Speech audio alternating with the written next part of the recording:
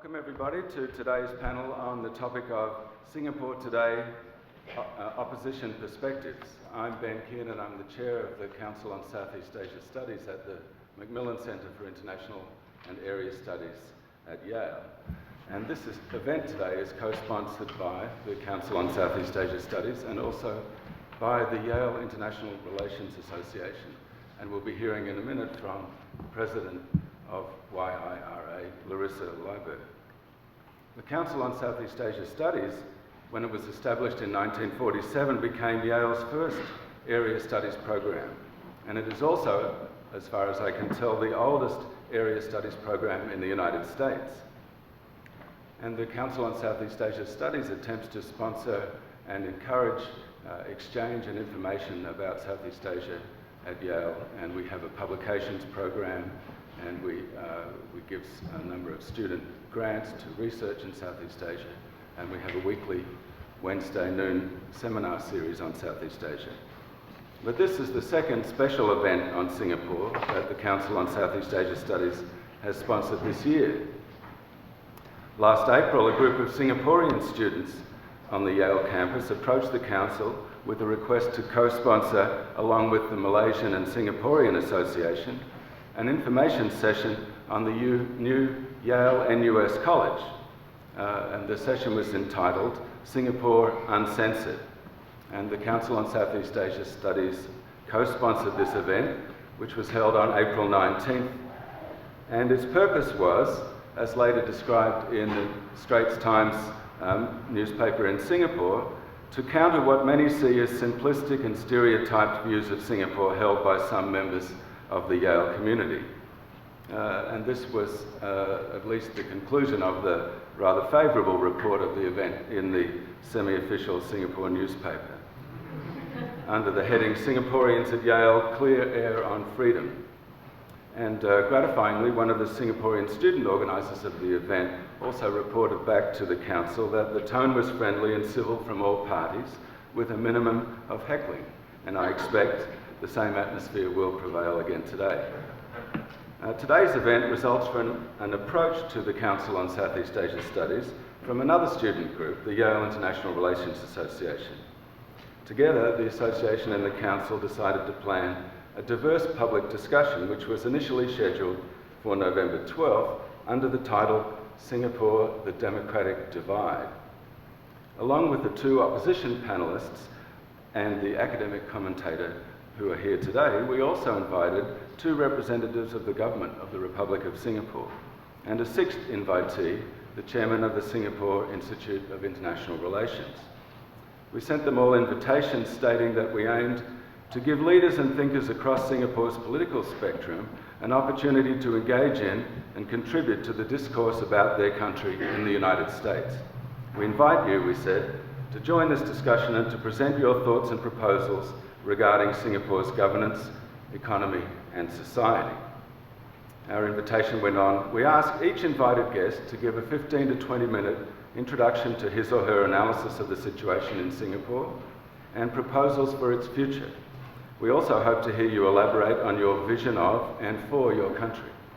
In the course of these opening remarks, please feel free to touch upon any issues, including cultural, political, environmental, demographic or economic matters. We would welcome your sharing the breadth of your knowledge with us.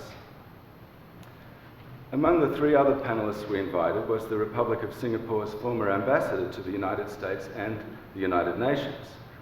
And when we were informed that the ambassador was unable to participate on November 12th, we postponed this event until today, November 30th, and we sent the ambassador a second invitation in the hope that this new date would prove more convenient. However, the ambassador again declined our invitation. We then invited a second member of the Singapore Foreign Service, who also declined. We also invited the head of the Singapore Institute of International Relations, who unfortunately was unable to attend. Given that the invited representatives of the government of Singapore declined to participate in the panel today, we felt it necessary to change our planned title of this event from Singapore, the Democratic Divide, to Singapore Today, Opposition Perspectives, which is more appropriate to the composition of the panel you will hear today. The President of the Yale International Relations Association, Larissa Leiberg, will now introduce our three speakers. But I'd like to say, on behalf of the Southeast Asia Council, that we're very grateful to all of them for their participation today, and I look forward to hearing their views.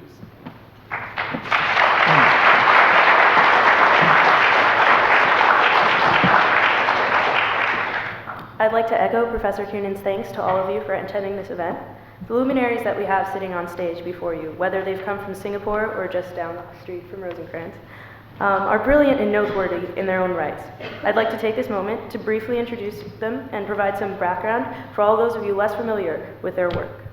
We have our first speaker, who will be Mr. Chi-Soon Juan, a neuropsychologist by training. Schooled in Singapore, he received his PhD in 1990 from the University of Georgia and returned to lecture in psychology at the National University of Singapore. In 1992, he was recruited to join the Singapore Democratic Party by the party's founder and Secretary General, Chim Sing Tong. A controversial political figure, Chi-Soon Juan attracted much attention during his candidacy for a by-election in 1992, as the first academic at a state-run university to stand against the governing People's Actions Party, and as a politician who has been jailed several times for his activism. He is currently the Secretary General of the SDP and the author of Dare to Change, an alternative vision for Singapore, as well as A Nation Cheated, and 6 other books. He has held fellowships at Monash Asia Institute, University of Chicago, and at the National Endowment for Democracy. He is the recipient of the Defender of Democracy Award from Parliamentarians for Global Action and the Prize for Freedom, awarded by Liberal International. Our second speaker, Kenneth Jeyaretnam, is the current Secretary General of the Reform Party of Singapore. He received a BA and an MA with first-class honors in economics from the University of Cambridge and is an alumnus of the Amsterdam Institute of Finance. Mr. Jeyaretnam has over 30 years' experience in the finance industry, working in London and in Tokyo as an investment banker and eventually becoming the manager of his own hedge fund. Mr. Jeyaretnam began an active role in Singaporean politics in 2008 following the death of his father, the founder of the Reform Party, and in fact spoke for the first time alongside other prominent politicians at a memorial event held in his father's memory. Shortly after joining, he was brought into the party's Central Executive Committee and voted into the vacant position of Secretary General. Meredith Weiss is an associate professor of political science at the State University of New York in Albany. She received her PhD from Yale University in 2001 and joined the Faculty of Political Science at the University of Albany in 2008 after 3 years at the East-West Center in Washington, D.C. Professor Weiss's research is in the field of comparative politics, focusing on Southeast Asia, especially Malaysia, Singapore, and Indonesia. Thematically, she explores processes and patterns of political development and mobilization, including such dimensions as electoral patterns and processes, nationalism and ethnicity, gender and sexuality, Islamism, new media, and coalition building in both civil society and electoral politics. Professor Weiss has testified for the House Committee on International Relations, given briefings for the U.S. Trade Representative and State Department, and served as a State Department lecturer in Malaysia. She is the author of Protest and Possibilities, Civil Society and Coalitions for Political Change in Malaysia, and Student Activism in Malaysia, Crucible, Mirror, Sideshow, and the co-editor of 4 other books. I hope that you can join me in welcoming our first speaker, Dr. Chi-Soon Juan.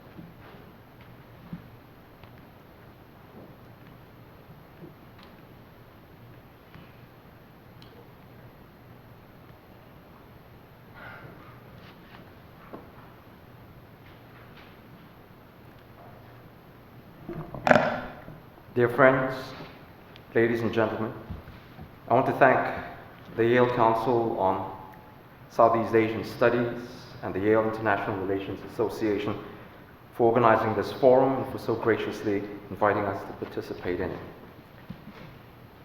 Many of you here today probably know very little about Singapore, at least not before the Yale and US controversy erupted. What you probably heard is that Singapore is this rich, clean island renowned for its disciplined workforce and a no-nonsense government. This assessment is not entirely wrong. Singapore is very rich. We have the most number of millionaires per capita in the world. In fact, Singapore is one of those places that some would cite as an unmitigated success story. In 2011, the US ambassador to Singapore, Mr. David Edelman, said, "The agreement with Singapore is perhaps our most successful free trade agreement globally."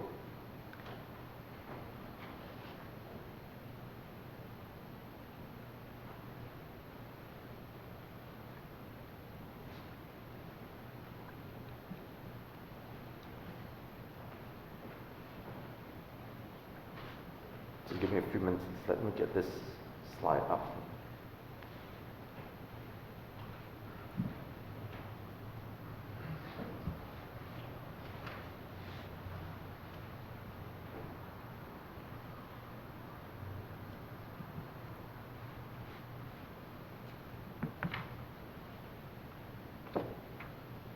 The US-Singapore Free Trade Agreement was signed in 2004.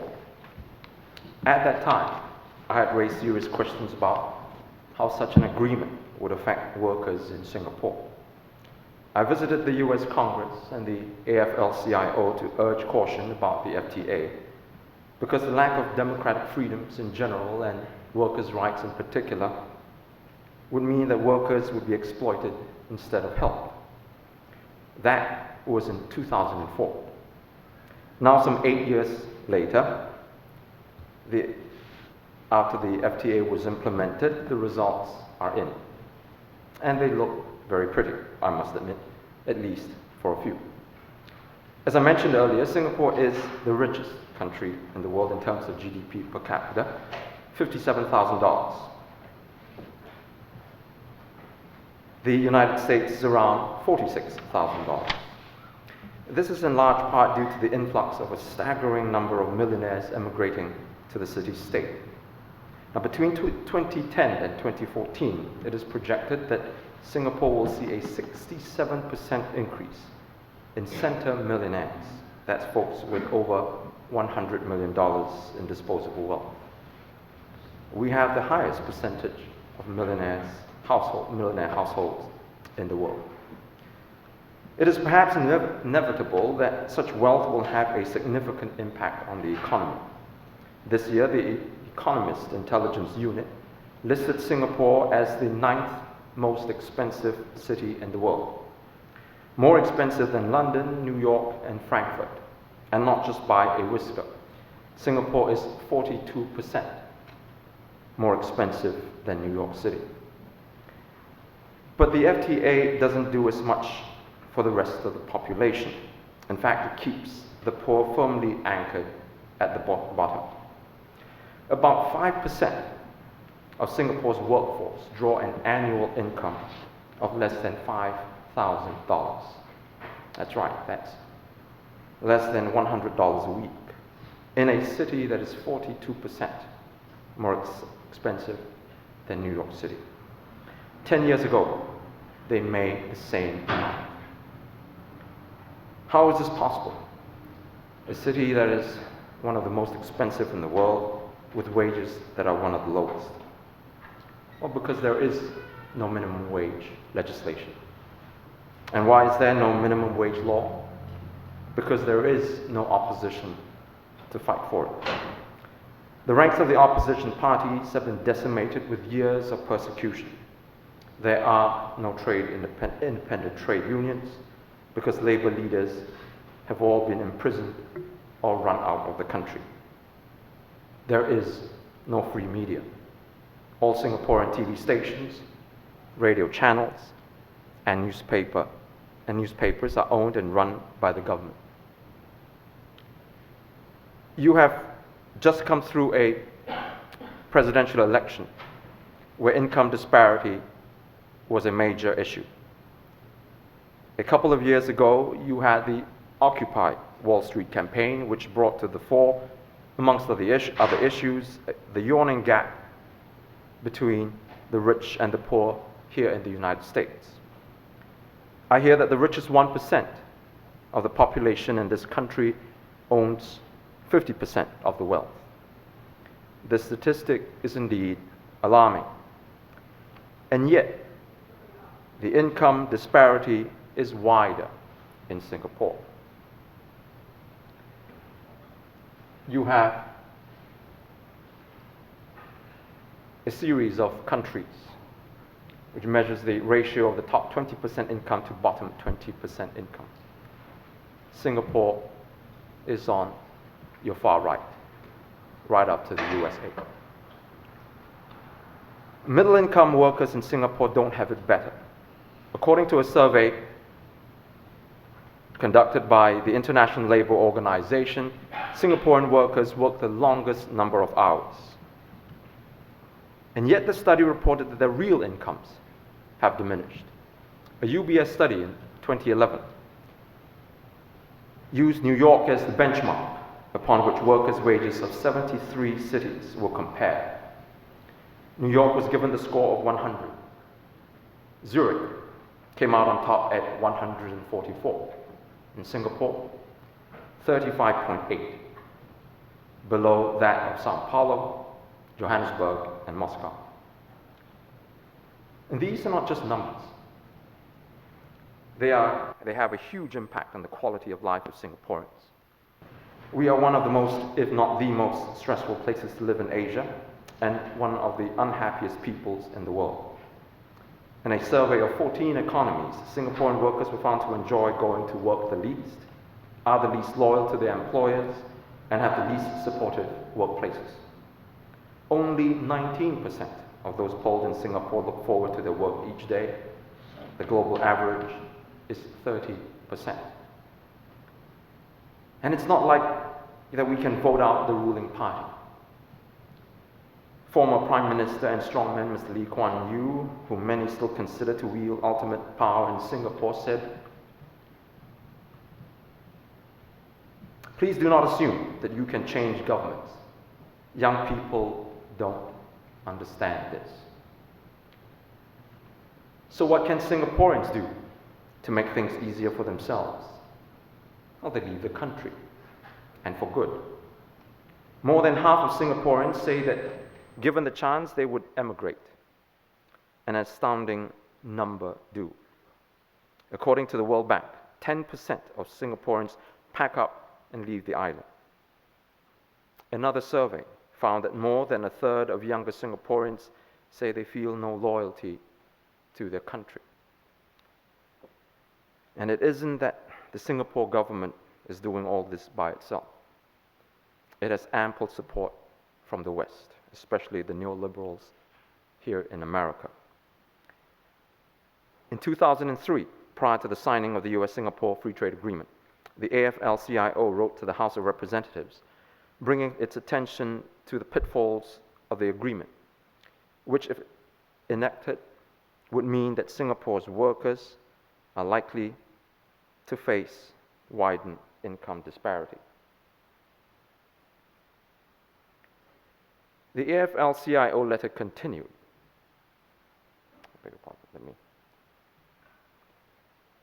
It said, Singapore's government has wide powers to limit citizens' rights and to handicap political opposition. The government continued to significantly restrict freedom of speech and freedom of the press, as well as to limit other civil and political rights. So it wasn't that the US government did not know of the problems that the agreement would present.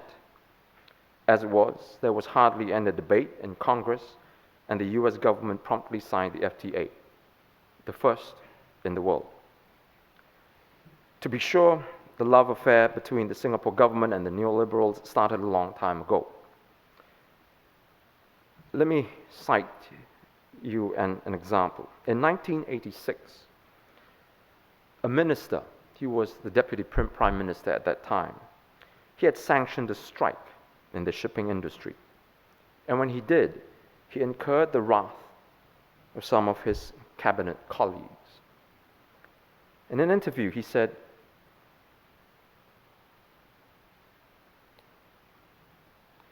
that the Minister for Trade and Industry was very angry. His officers were very upset. They had calls from America asking what happened to Singapore. We are non-strike. If I were to inform the cabinet of the government, they would probably stop me from going ahead with the strike. Non-strike. That's code for we don't allow industrial action in Singapore. Since then, there have been no strikes.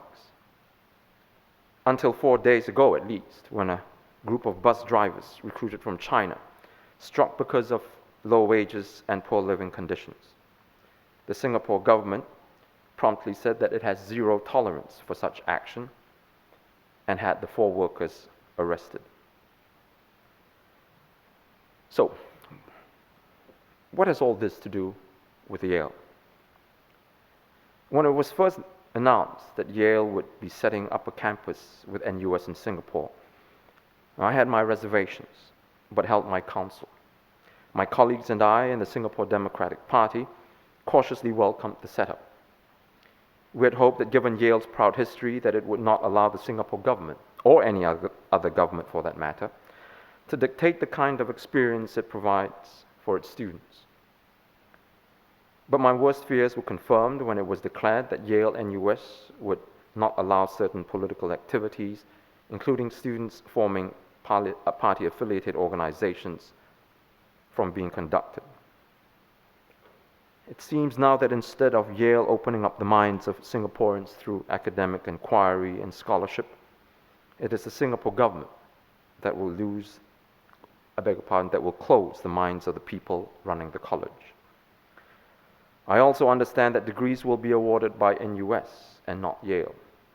If this is the case, then I have to question why this is so. Is Yale not proud of the students it produces in Singapore?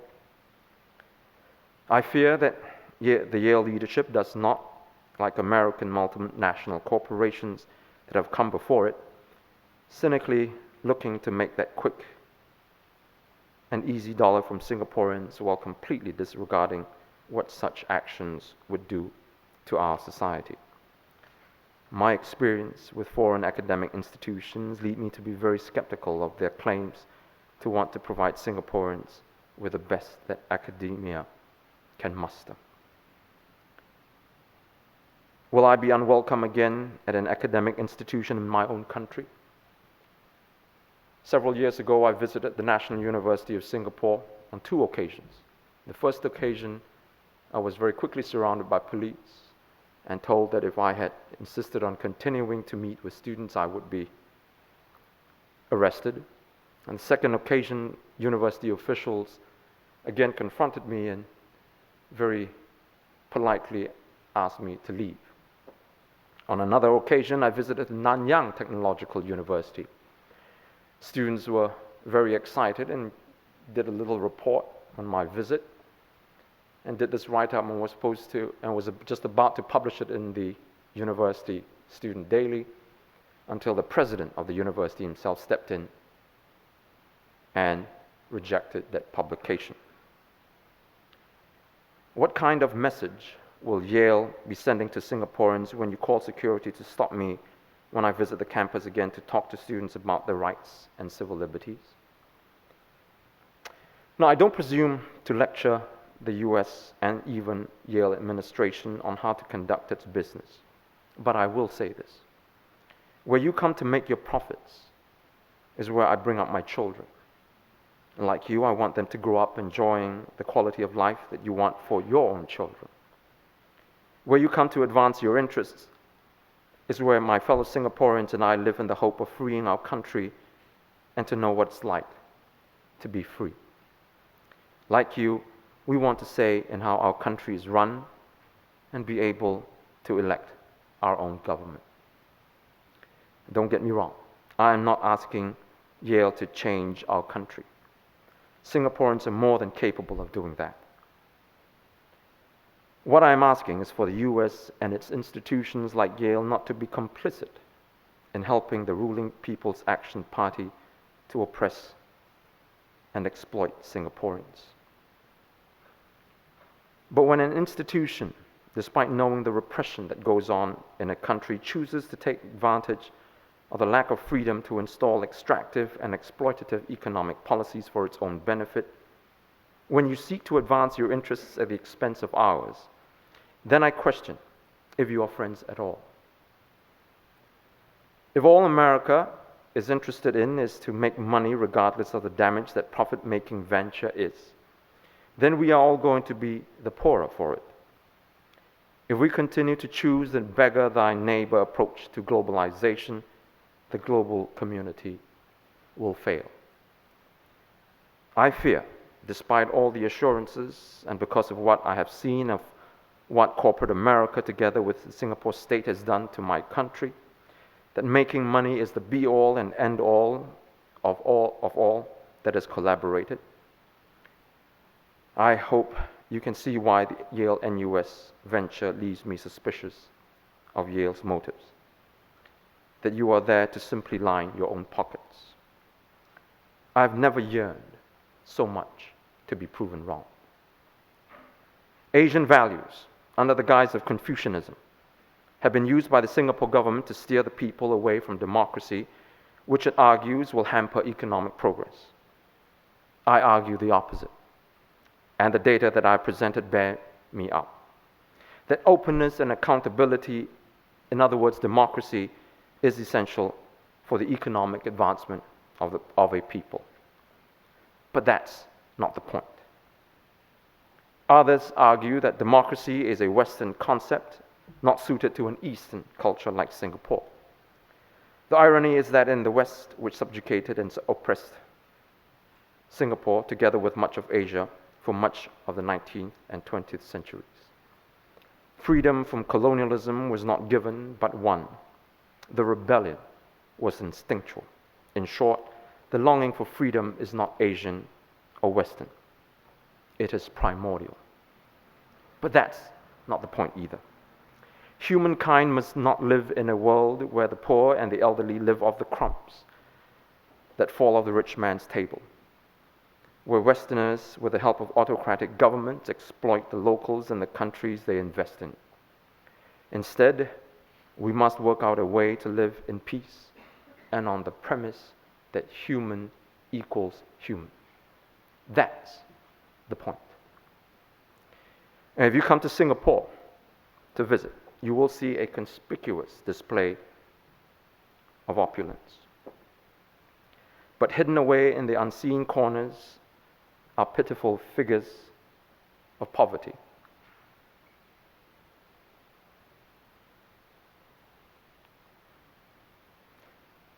Now, I don't care if this bent and gnarled figure is an American or Singaporean, and neither, I suspect, do you.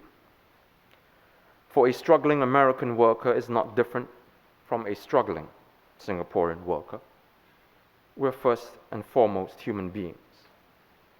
When oppressed, we long to be free. When exploited, we seek to break that yoke. And if you care enough that education at this revered institution will prepare you for a life that not just enables you to get ahead, but also to improve the lot of those around you, of humanity, then you will also care that Yale University not yield on the principles of higher education on which it is founded. You will want this proud arena of intellection to care that it upholds its reputation of imparting not just knowledge, but wisdom. The wisdom that invites an individual to enter the door of his conscience. Such wisdom cannot be found in textbooks. You can't write a correct answer in your essay or score it on your multiple choice test. It can only be approximated when you have the freedom to challenge authority, to question the status quo, and push the limits of convention. A freedom that Yale so boldly and nobly embodies. A freedom that we have lost in Singapore. Teachers and students, if you will not accept anything less for yourselves here in New Haven, why then do you acquiesce to a demand that will deny your counterparts at Yale-NUS that same rich experience? I can only hope that as we progress into the future, as the global community becomes more intertwined and our interests increasingly linked, then our values, the values that people come before profit, rights before riches, and wisdom before wealth, will also become inextricably bound. Now, I have been censored and censured, ridiculed and mocked. I've been sued and made a bankrupt, and I've been jailed over and over. But that only makes me more determined to speak truth to power, and to you, my friends, here at Yale. Thank you.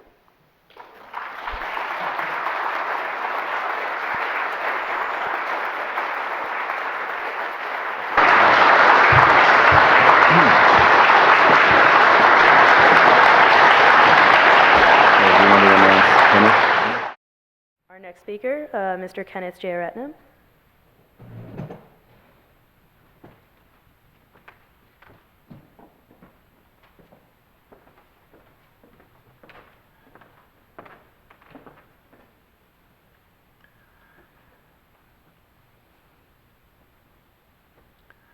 Good afternoon. I'd like to thank Yale International Relations Association and Professors Ben Kiernan and Jim Sleeper for hosting this event and inviting us here to speak today. I apologize straight away on behalf of Singapore that the other invited speakers, those who may have defended the position of the status quo, were at the last minute not able to join us. Without them, the opportunity to widen the debate has been lost. But it has been ever thus for Singapore in the grip of the People's Action Party. At JFK, the immigration officer asked me the purpose of my visit. When I mentioned that I would be speaking at Yale, his immediate reaction was that the US had a lot to learn from Singapore. It amazes me that this seems to be the universal view among Americans. It reminds me of the old joke, what is the difference between a squirrel and a rat? A squirrel is just a rat with better PR. While I am dubious about whether the US has anything to learn from Singapore about innovation, creativity, or financial management, there is a lot to learn from Singapore about controlling your own people and repressing basic freedoms and human rights. What I would like to do today is to touch on how our government pulls off that bit of fluffy PR.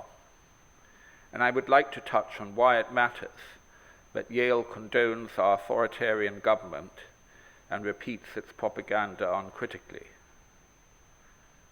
One factor in the PAP government's favor is what in economics is known as the three-rider problem. Applied to resistance to dictatorships and authoritarian states, it means that a repressive government only has to impose a sufficiently high cost on the individual to make opposition unlikely. This is because the costs to him or her are likely to be large relative to the benefits that they'll reap, even though the benefits to society as change are large. This analysis certainly has particular reference to Singapore, where several individuals have seen their lives destroyed or been reduced to poverty for standing up against a regime. This is not so frequently through the knock on the door in the middle of the night and being hauled off to detention without the benefit of habeas corpus. Even so, until quite recently, Singapore had the dubious record of having some of the world's longest-serving political prisoners. More often, It has happened through the use of defamation laws that have been interpreted by the courts in a very restrictive fashion. The damages awarded to members of the government have so far outstripped those awarded to plaintiffs in non-political cases that the correlation cannot be explained by randomness alone. Also, with the government owning or controlling more than 50% of the economy and owning 80% of the land, it is easy to see why Singaporeans might feel that it is better to keep quiet and not take any risks. It is far better to get co-opted and become part of the system, particularly when the government has so many levers of patronage.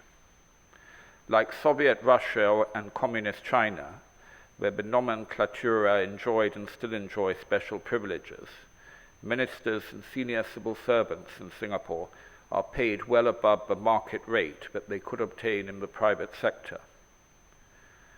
The beauty of this system is that once a few examples have been made, or as the Chinese say, killing the chickens to scare the monkeys, it largely polices itself. People become afraid or too dependent on the government to speak out. They censor their own speech. They become aware of what Singaporeans call the out-of-bound markers. Just as in a totalitarian state, a pervasive climate of fear exists in Singapore. The PAP and its apologists will tell you that this is all in the past. There were some regrettable excesses, and things have changed for the better. In particular, they will cite the watershed election of 2011, where 6 MPs out of 87, that's right, 6 out of 87, are now from the opposition. You will see this again and again in statements by the global media, that the PAP is softening, the opposition is given more leeway, that something, anything has changed. It is not so. This is simply the squirrel's PR machine, upping its cute quotient, and the PAP gaming the system with its approved opposition. Recently, President Obama visited Burma, and I heard one excited commentator for a global news network refer to Burma as having embraced democracy. Embraced? Seriously, Burma has given democracy a peck on the cheek, or at best, or that air kiss that the French do. And Singapore is providing the role model for the appearance of embracing without the messy business of engaging tongues. Unfortunately, Yale seems to have been taken in by the sophisticated line of Singapore's apologists, judging from the statements made by President Levin and by the first president of Yale-NUS, Pericles Lewis. President Levin speaks of Singapore as a hub with connections throughout South, Southeast, and East Asia. To him, this is purely a business transaction. What happens to the citizens of my country is none of his concern, or of Yale's concern. That is acceptable if you are a corporation, whose only duty is to your shareholders. But surely one of America's greatest educational institutions, in a country that has been described as an empire of liberty, should set a better example. Mr. Lewis says rather glibly he is aware of restrictions on speech and public demonstration in Singapore. Secure in his American freedoms, he can make them seem mere trifles, unimportant. His naivety reminds me of Sidney and Beatrice Webb, who visited the Ukraine as guests of the Soviet government at the height of the Great Famine of the 1930s. Not surprisingly, they saw no evidence of starving people, only well-fed and happy communists. Of course, Mr. Levin is not as naive as the Webbs. He is letting us know that Yale believe they have done their homework and are going into this eyes wide open. In fact, Yale has said elsewhere that they did extensive research on the ground before deciding to go ahead. Of course, Yale did not visit Singapore as guests of the government. Of course, they didn't just meet with government-approved spokespersons. Of course, they tried to speak to me or Dr. Chi or other members of the real opposition. We must all have been out that week when they came calling. John Kampfner is an important man in the sphere of freedom of speech and censorship. Editor of Index on Censorship and previous editor of the New Statesman in the UK. He was author of a book called Liberty for Sale, which proposed Singapore as an example to show how the authoritarian model was gaining ground worldwide. He subscribed to a commonly held myth that Singaporeans have knowingly entered into a pact to give away their freedom in return for security and economic prosperity that the PAP promise. John Kampfner is an expert in his field, but even he was fooled. First, I can tell you that we Singaporeans are no different from anyone else, Western or Asian. We didn't give up our freedom or sell it. It was removed forcibly. By the time we had noticed, it became impossible to get it back. The PAP had been so successful in rewriting history that people in the West often think that Singapore was just a mangrove swamp before Lee Kuan Yew arrived. Actually, it was one of the richest cities in Asia, with an incomparable strategic location. No doubt, many Americans are impressed with Singapore's economic growth record. They think the PAP have delivered in terms of economic growth and raising living standards. Well, let me tell you, there's been no economic miracle. Instead, it's the result of the deliberate policy of opening the floodgates to cheap labor from the rest of Asia. Singaporeans do not enjoy the protections of social safety nets or minimum wages, like those in other advanced economies. The result has been the compression of real wages for those on median incomes and below, and a disastrous fall in real incomes for the bottom quartile.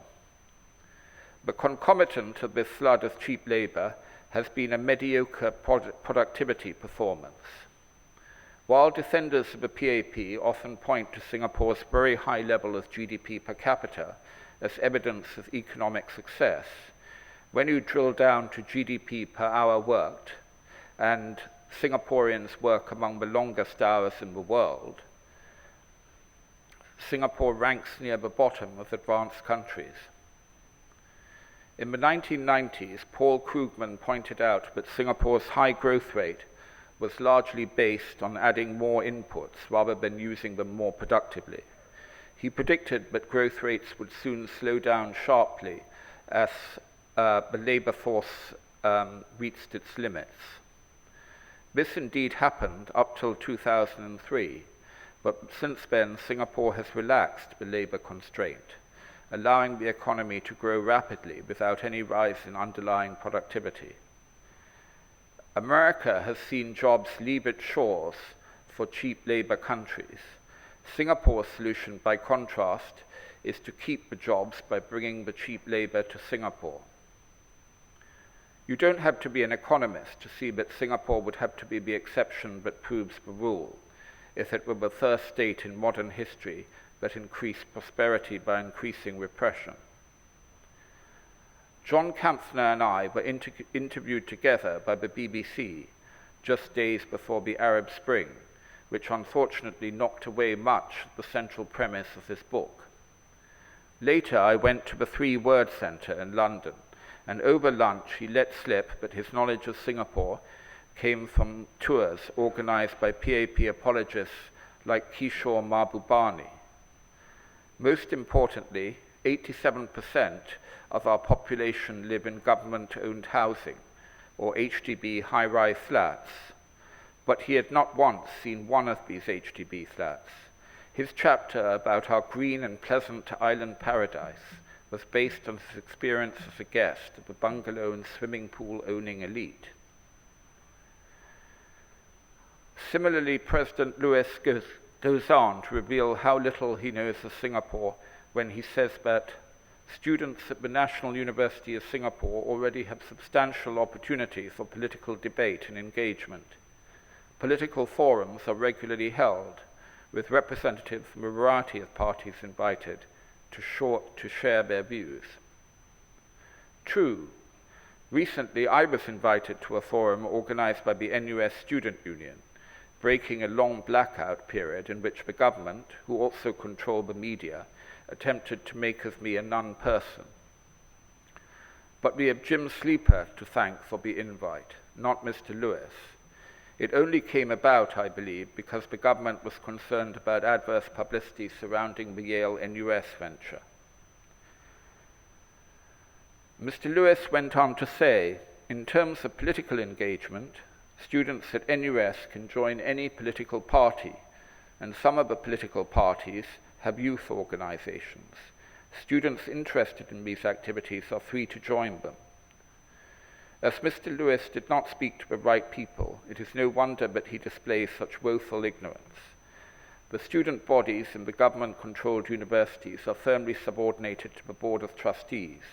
They are prohibited from making any pronouncements of a political nature, or indeed engaging in politics.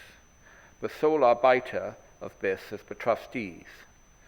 They make sure that they only invite those who meet with the university authorities' approval. Let me give you another example. At SMU, a debate I was due to speak at had the plug pulled, with the PAP speaker withdrew with less than 48 hours' notice. The unwritten rule is that there must be more PAP representatives than alternatives at every debate. If today's forum had been at the National University of Singapore, the plug would have been pulled when Chan Heng Chi and Simon Tay withdrew. Ms. Chan actually said that with me and Chi Soon Juan present, the debate was likely to generate more heat than light. The government does not like having to argue its case with its critics. Far better just to shut them out in the first place. Mr. Lewis believes also there's lively debate and political culture on the blogs, as well as in other media, including media on campus. It is doubtful if it is even possible to have political debate and engagement in the context of a society that is not free, and where for most of the population there's a very real climate of fear. In Singapore, the media are all state-controlled by law. Under the Newspaper and Printing Presses Act, all substantial shareholders have to get the government's approval. A special class of management shares have to be issued to government appointees. These shares give the government effective control of all newspaper companies. In addition, all broadcasting media are state-owned. Even in the very short period allowed to us for campaigning during elections, I was not given a platform or able to debate on national television against the PAP. To be precise, I was given a chance to appear along with Mandarin-speaking representatives from other parties, but only if I spoke Mandarin on the special Mandarin language channel. I don't speak Mandarin. Very few of our ethnic minority Tamil population do, but then English is our national language. Mr. Lewis says, never mind about national media. You have got blogs for a lively debate. Mr. Sleeper knows better. He now has personal experience of a small army of PAP-trained cyber agents who are employed 24/7 to attack any anti-government views on these blogs.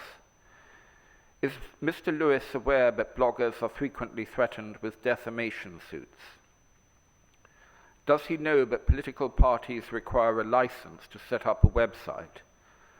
But any blog which presents a political view can be similarly gazetted, required to gain government approval and a license.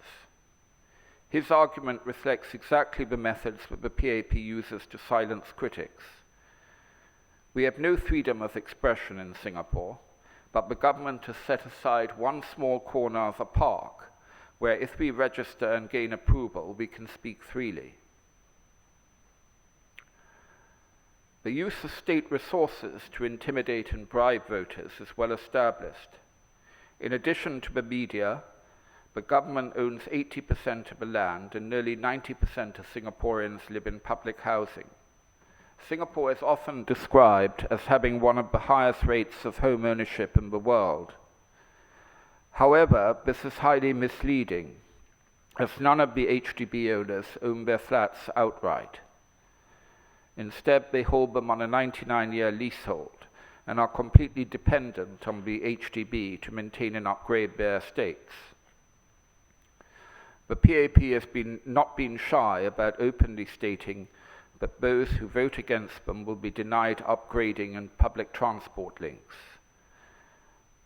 This tactic was most notoriously used in the 1997 general election, where it tipped the balance and prevented the first GRC falling to the PAP.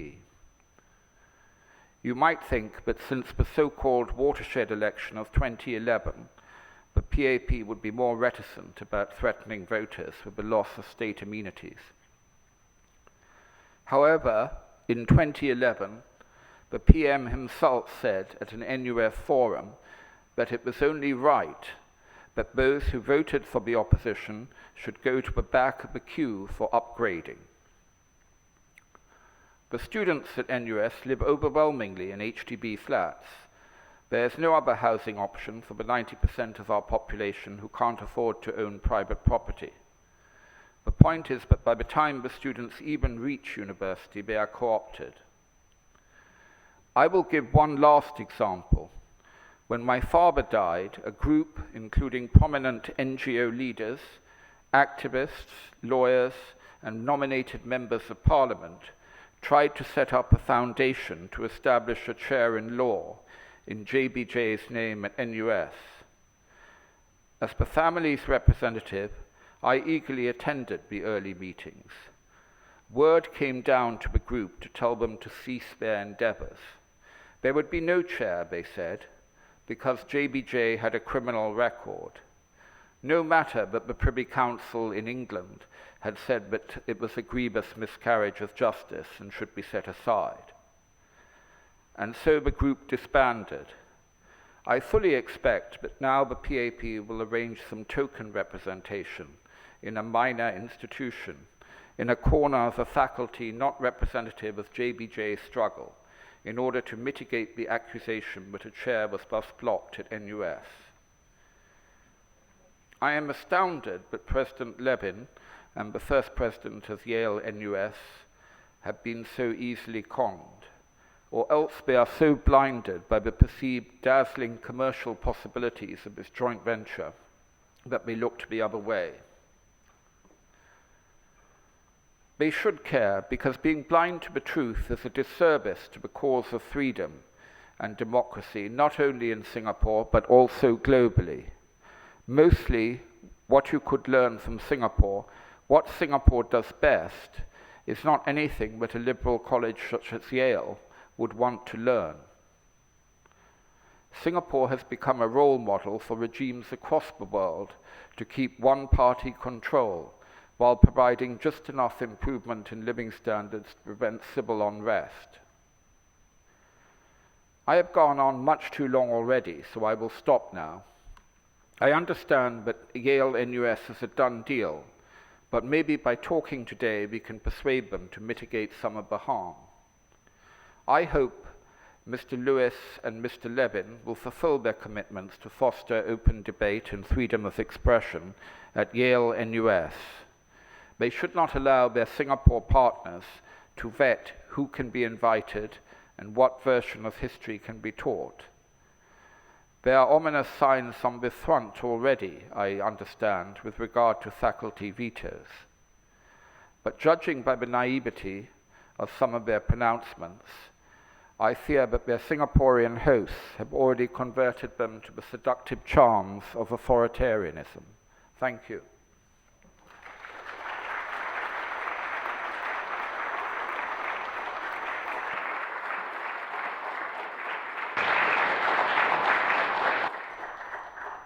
Thank you, Mr. Jeyaretnam. We will now invite up our last speaker, commentator Meredith Weiss.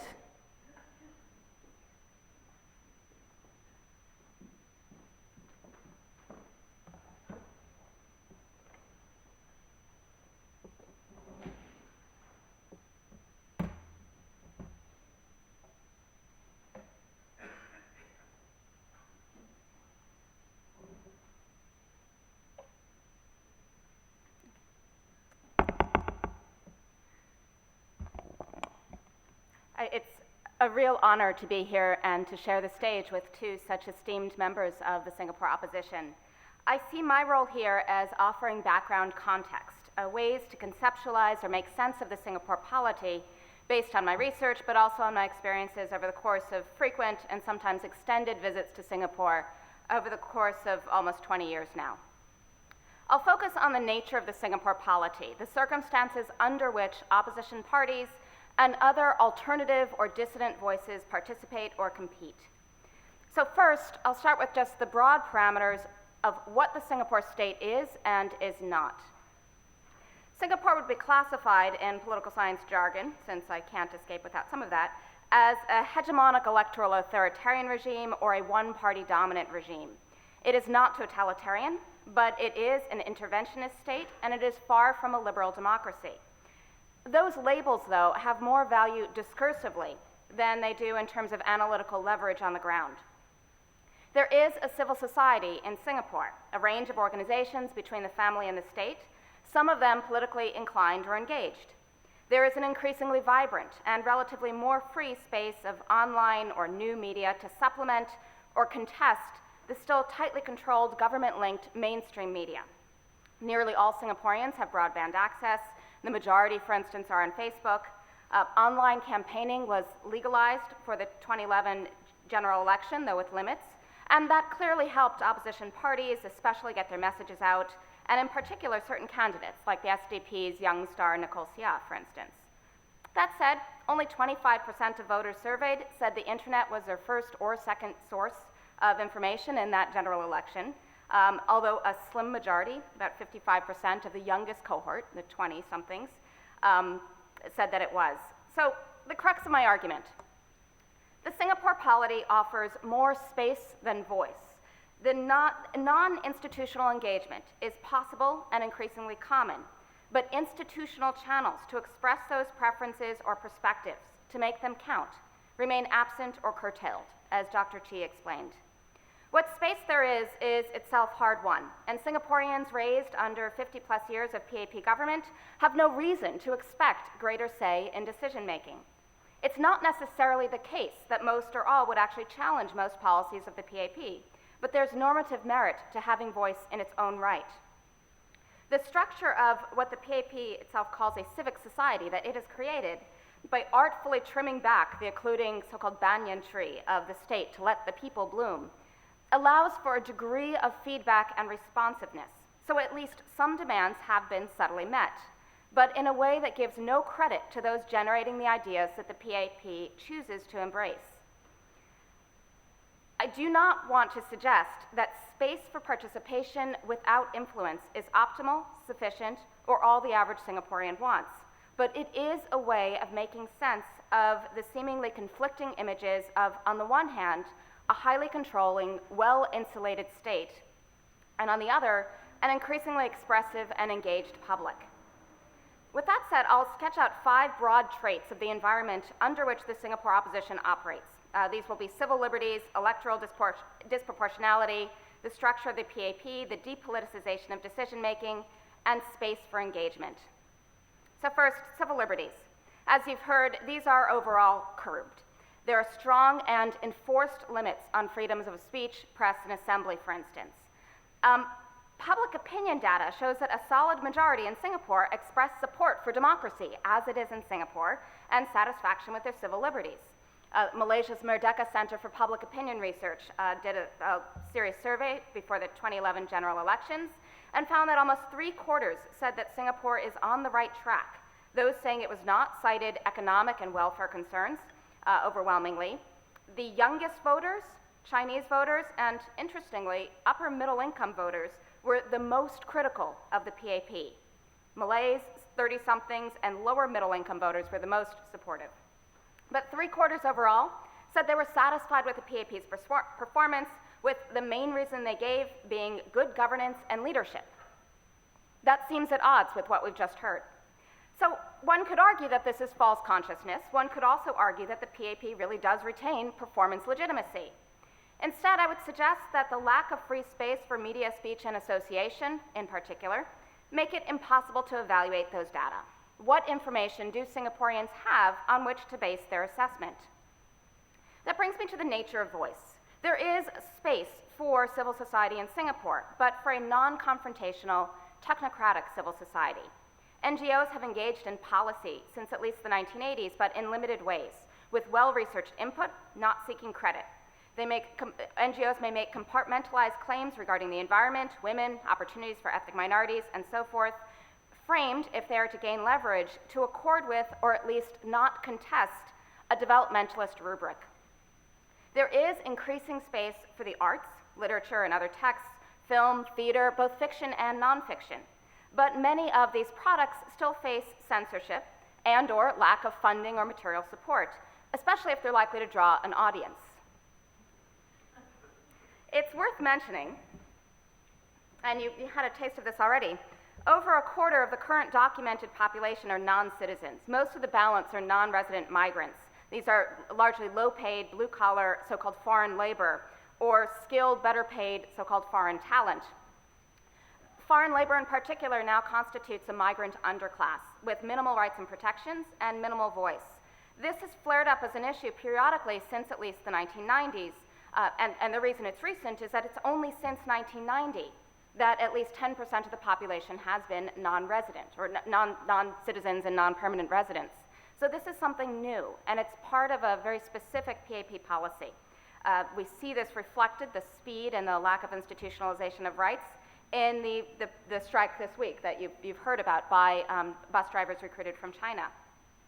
That said, the balance of public opinion in Singapore seems not in favor of increased rights and privileges. There is a xenophobic slant, and this was a highly salient election issue. There are voices for, less voices of these workers, though, and brute demographics suggests both the leverage available for an inclusive human rights rather than citizenship-based civil rights frame and future claims. But there are real difficulties in building coalitions. It's the nature of these critical salient political issues that makes them harder to be grounds for mobilization within Singapore, and yet they're not going away. So that's civil liberties. My second frame here has to do with electoral disproportionality, and this is a little bit more straightforward in some ways. The effective number of parties in Singapore, that is not the total number that are registered, but the actual number that we can count as actually participating and winning, is barely above 1. It's something like 1.05. Okay, the last elections, we saw this in action. Okay, this was supposedly the watershed election in which the opposition made great strides, and compared to the past, they did. Okay, so the PAP still won 60% of the votes and 93% of the seats. This disproportionality has been increased since the 1980s, largely because of the development of multi-member districts, the group representation constituency scheme, in ways that increase the odds that the opposition will be shut out entirely. All right. One thing that I do want to call attention to, which gives some space for a sense that voice may translate into impact over time, is a change in the opposition's strategy in recent years. One way in which Singaporeans have lacked voice altogether is in the nature of electoral contests. Since 1991, up until 2001, the opposition parties combined pursued what was called a by-election strategy of contesting less than a majority of seats in order that Singaporeans could vote for them with the security that they would not run the risk of voting out the PAP. In other words, one could vote for a voice in Parliament without getting rid of what's good or what's seen as good. That means that as much as 66% of Singaporeans had no choice in the elections. These were uncontested walkover seats for the PAP. One of the things that makes the opposition turn, small though it may be, in this election more meaningful, is that in this election, all but one group representation constituency, Lee Kuan Yew's constituency, was contested. So only 6% of Singaporeans lacked that electoral choice. It's worth noting, though, that 6% of Singaporeans have lacked a choice since 1991 when this constituency became a GRC. It hasn't been contested since then. Okay. We can see the increase in the number of seats contested as a sign of confidence, as a sign of the greater availability of opposition candidates willing to stand, or of decreasing diffidence. One way or another, it's something worth watching. Okay. one more slide here. It has to do with, back to this public opinion data, how problematic though it may be. That same Merdeka Center survey suggests that the majority of all except the poorest and the oldest, those 70 plus, support a greater opposition presence in Singapore, and I do think that's meaningful. That's less well matched by faith in the credibility of opposition candidates, and that, I would argue, is probably an effect of media coverage, that most Singaporeans don't know very much about the opposition candidates they're being asked to evaluate. But there is a clear inverse relationship between age and faith in the credibility of the opposition. There's also a clear ethnic patterns. So Indian Singaporeans, for instance, are more than twice as likely as ethnic Chinese to have faith in opposition candidates. Over 1/3 of voters don't know about the credibility of specific parties. That is why I think that media are really to blame here. And oddly, I don't know how to explain this, but while 2/3 want a greater opposition, quote, presence in Parliament, only about 50% want the opposition to have more seats. That likely has to do with the PAP's rather confusing to the general public preference for nominated rather than elected members of Parliament from the opposition. Just to explain that briefly, the PAP in 2009 announced a target of 18 members of Parliament from outside the PAP. Half of those would be nominated. In other words, they don't stand, they're from social organizations, business, and so forth. Half of these would be elected or appointed members of Parliament. The top losers from among the opposition are invited to serve as what's called non-constituency members of Parliament.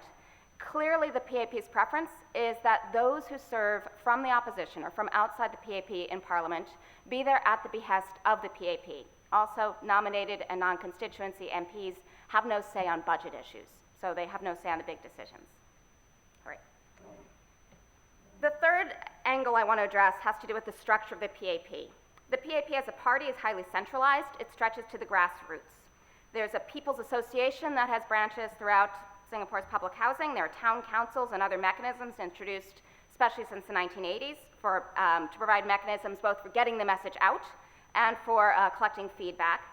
And the nature of housing in Singapore, the fact that something like 90% of Singaporeans live in Housing Development Board public housing flats, means that there's a level of social control over where one lives, what the ethnic mix of that community is, the condition of the properties. If you vote for the opposition, you're warned that you'll be living in a slum in a decade. Modes of transport, the fact that it costs more to get home after midnight and you're reliant on public transport, and economic vesting in the system. So most pay for their HDB flats from their mandatory retirement savings funds. In concrete terms, there is little visible separation in lived experience between the regime and the party, which makes it harder to envision alternatives or to stomach the risk of dissidence. That brings me to my fourth point, which is the depoliticization of decision-making. Singapore is known worldwide as a technocratic polity. That technocratization yields seeming apathy. It suggests that only the best and the brightest, and of those, only the ones tapped by the PAP itself, are competent to make the sort of very careful, studied decisions involved in managing Singapore's success. There is presumed general agreement on economic policies, but that cloaks real disagreement on details. And those details, the cost of living, for instance, as Dr. Chi noted, or immigration policies, are arguably the most salient voting issues now. There are some differences that are relatively minor. The Workers' Party, for instance, advocates a faster payoff time for mortgages. The Singapore Progressive Party focuses on heartland-friendly policies and greater voice for those left behind, though still with a substantial level of state management. Some of those proposals are more far-reaching. So the Reform Party focuses on growth with equity, but also on the flood of migrants. They suggest shifting the lens from growth, i.e. through labor inputs, to productivity, which would fundamentally restructure the direction of the Singapore economic model.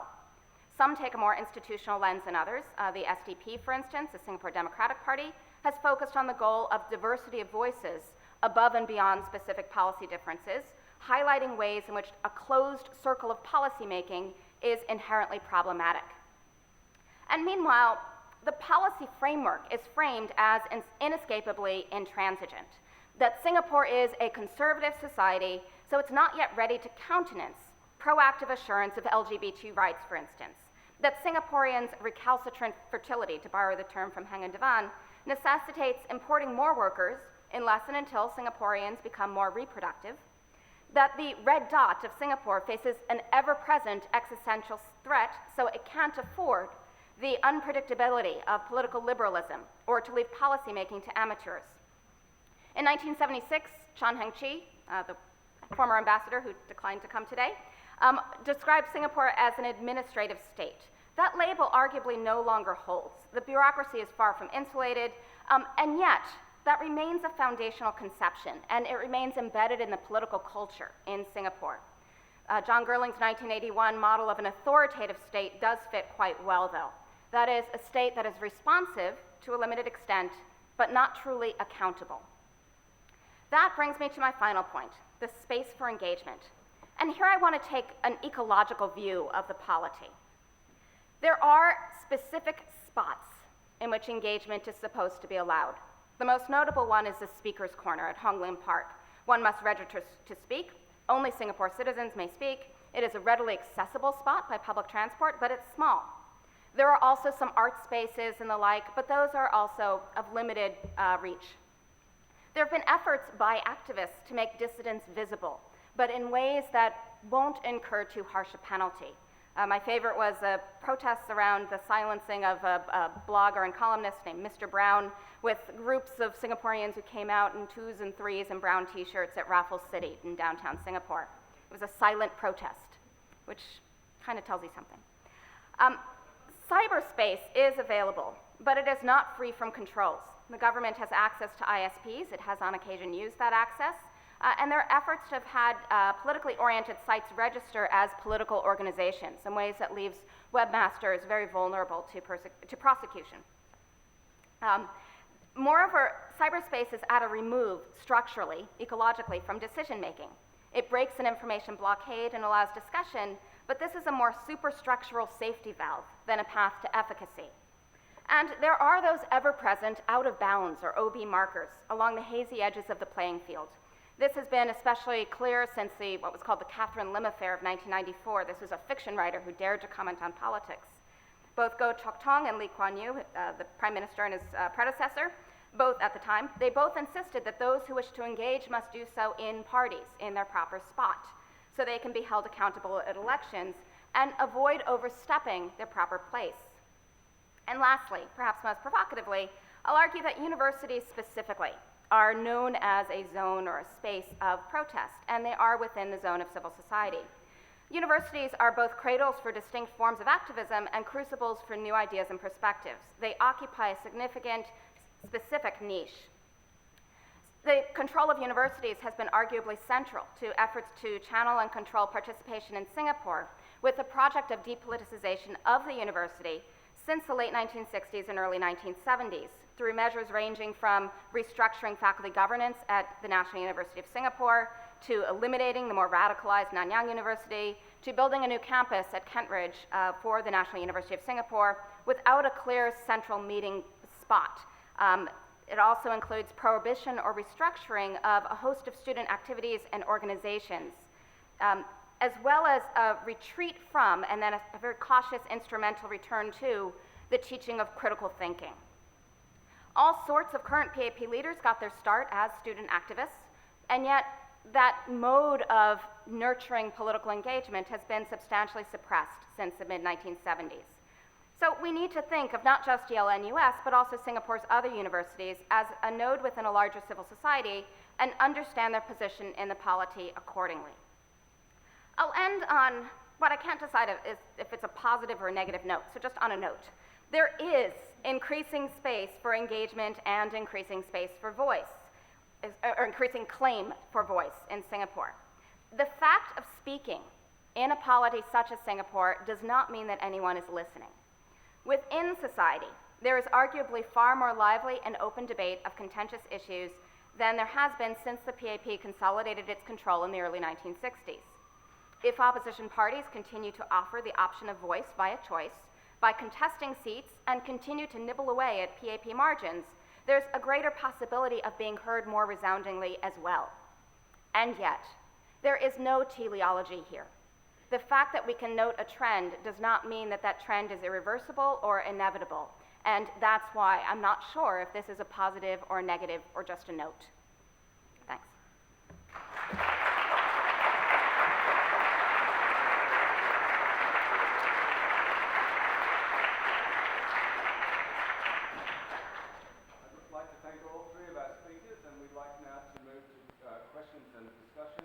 From the floor. So anyone who would like to make a comment, a brief comment, or ask a question, there are microphones here. Please take the advantage of the opportunity to do so, to respond to anything that the speakers have said, and to let us hear your views. We'll try to collect a few questions at once and then ask the panel to respond to any or all of those. First. Yeah.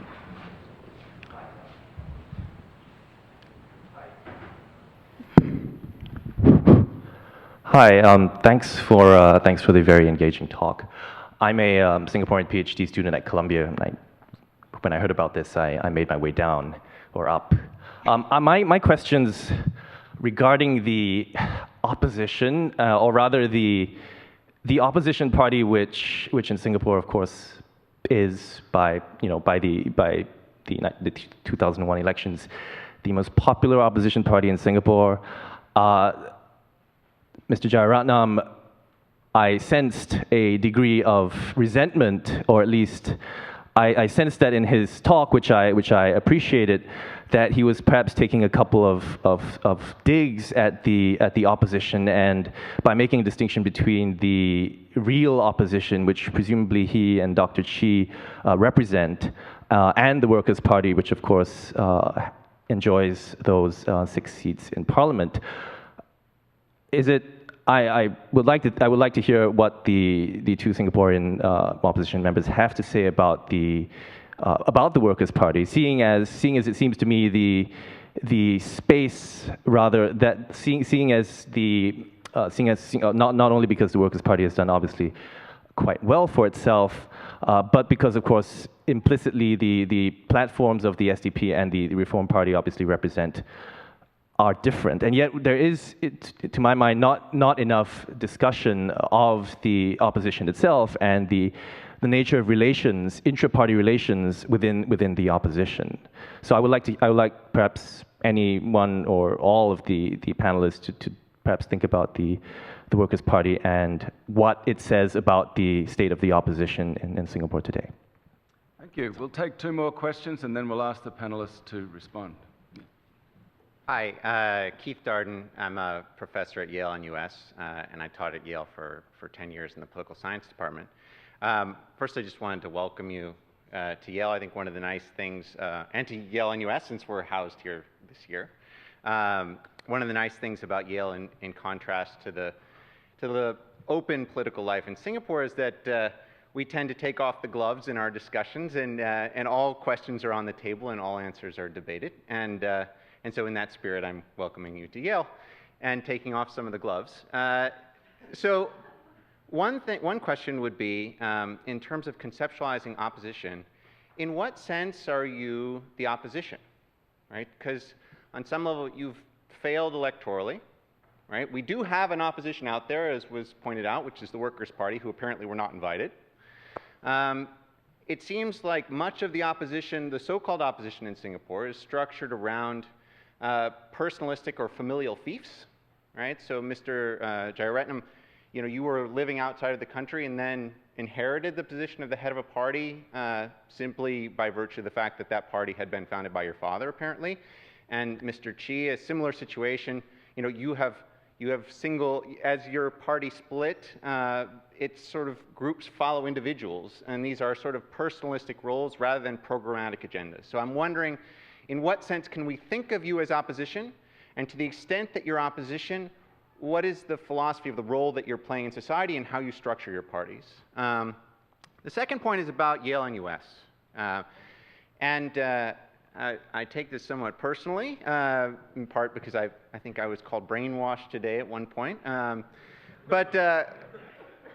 But most of the criticism of Yale-NUS, and that comes from the ones that are emerging from Yale as well, are completely unfounded empirically, right? There's no factual basis. Mr. Chi, this idea that we're lining our pockets, right? Do you understand the difference between a university and a multinational corporation? They're really not the same, right?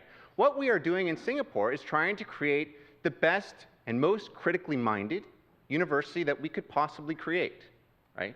We're not controlled by anyone, right? We're a group of top scholars.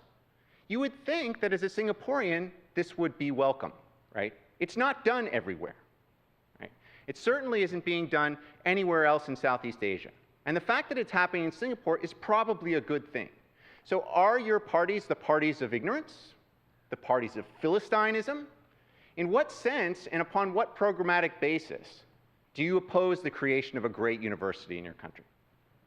Thank you. Okay, one more question, then we'll ask the panelists to respond. Hi, my name's Ahan Bhojani, and I'm an undergraduate at Yale.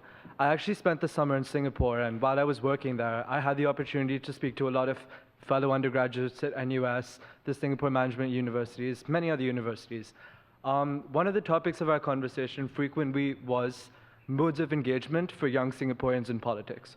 So I just wanted to know from you, what are the now new modes of engagement you're having with young politicians? How are you aspiring to perhaps rejuvenate and revitalize new platforms? Is the opposition platform changing? Is it going to be constant? How are you incorporating the new generation into your opposition movement? I'd just like to hear if you could shed some light on that. Okay, Dr. Chi, would you like to go first?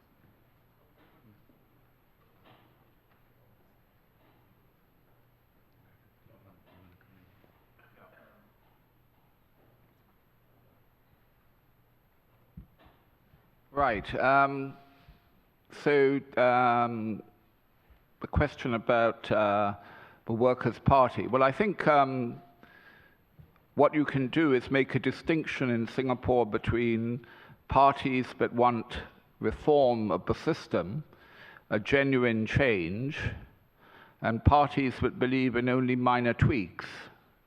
I mean, the Workers' Party has 6 seats in Parliament. The function of an opposition, as I understand it, in any normal democracy, is to hold the government to account.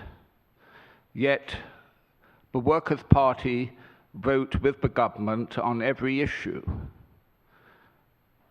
I think they believe they're in coalition with the PAP.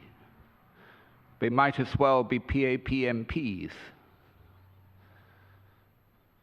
And turning to the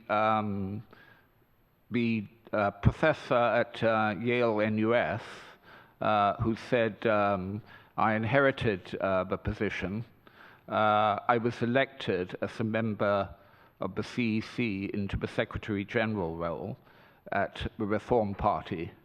But let me assure you that the Reform Party is a very different structure from the other parties in Singapore, because we are the only party that doesn't have a cadre system, so that everybody who is a member will get to vote or to stand for leader. Now, this is not the case with the PAP. The PAP have a cadre system where the cadres elect the CEC, or the leaders of the party, and the leaders of the party choose the cadres. And that structure has been adopted by every other opposition party in Singapore, including the Workers' Party, the SDP, though Dr. Chi can correct me if that's not correct, the NSP, and the SPP. So we are the only democratic party in Singapore. And I don't want to be leader forever of the Reform Party. I want to see it develop and there to be renewal and change. So, you know, I won't be there for 20 years or whatever as the leader. Dr. Chi?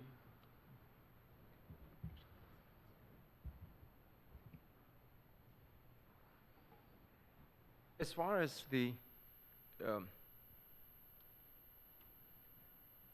divide between the opposition, I think the word was used about the real opposition versus an approved opposition. I continue to hold out hope that come next elections, and we're expecting that to be held in 2016, that somehow the various opposition groups can come together, if not in it to merge than perhaps in a very loose coalition where we find commonality amongst the very disparate groups. And first and foremost, then challenge the ruling party on the basis that we really need a democratic system entrenched. And as I said, on that basis, we will continue to do whatever we can to try to bring the various opposition parties together and to cooperate just a little bit more. On the question of that opposition politics is very personality driven, I think you'd really need to get a better grasp of opposition politics. And if you haven't been following of late what the Singapore Democratic Party has been doing, then you fall very easily into this whole mindset that somehow opposition parties are just led by personalities. We have, in the Singapore Democratic Party, come up with comprehensive and judging from the feedback that we've gotten from the public, very workable alternative policies on housing, on healthcare, and we are due to be coming up with papers, policy positions on immigration, and down the road, the economy as well as education. And based on that, we hope to be able to, and it didn't just start in these last few years. I had written a book entitled Dare to Change, and I deliberately and conscientiously, very consciously, I beg pardon, subtitled it An Alternative Vision for Singapore. And in it, I laid out the alternative positions that our party, together with my colleagues at the party, would take. Unfortunately, because of the way that the media is in Singapore, it hardly got any publicity. And the electorate, of course, doesn't know that we had put forth these policies. And so they fall into this whole mindset again, that somehow they're just personalities that are leading these parties. I would invite the good professor to come to Singapore and talk to us just a little bit more and find out for himself what really drives the opposition parties, and they're not, I can assure you, based on just on personalities. On the issue of whether an institution like Yale, and I wouldn't just limit that to Yale, and I'll just take a broader view of academic institutions. Yale would not be the first to come to Singapore to do this. There have been other universities, and I'll name you just one, whereby my colleague, the Assistant Secretary General of the party, was teaching at James Cook University, an Australian university. When they found out that he was engaged in opposition activities, he was very promptly let go of. And this is where those kinds of actions shape my confidence in even academic institutions. That I have had these foreign academic institutions coming and just would not want to engage in political discussions for fear of incurring the wrath of the government. And I hope to be proven wrong, as I said, in terms of Yale-NUS.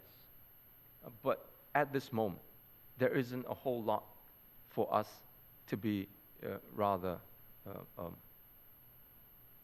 hopeful, sanguine about.